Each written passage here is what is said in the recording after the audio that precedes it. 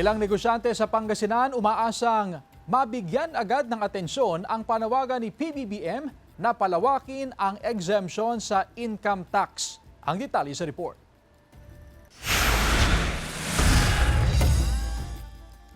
Sa ikalimang State of the Nation address ni Pangulong Ferdinand Marcos Jr., nanawagan siya sa Kongreso na ipasa ang isang tax relief package. Kabilang dito ang reforma sa corporate tax at negosyo, personal income tax at tax amnesty. Nagpapasalamat din tayo at binigyan niya ng pansin yung mga middle class sa pagpahayag na ito.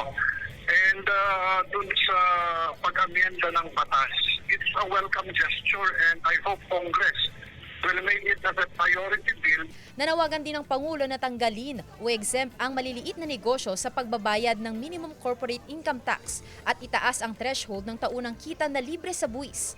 Mula sa kasalukuyang 250,000 pesos, nais niyang gawing libre sa income tax sa mga kumikita ng hindi lalagpas sa 350,000 pesos kada taon upang madagdagan ang take-home pay ng middle class.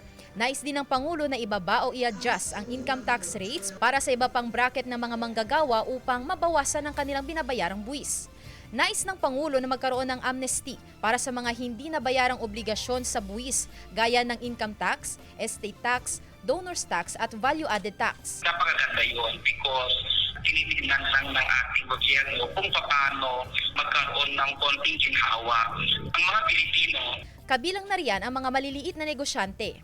Sana yung mga maliliit, wala na. Pero yung mga talagang malalaking negosyo, yun, doon na lang sana sila bumami. Nakaabang ang maraming Pilipino kung may sasakatuparan ang mga nais na hakbang na ito ni PBBM sa tulong ng Kongreso. Sandy Salvacio, One North, Central Luzon.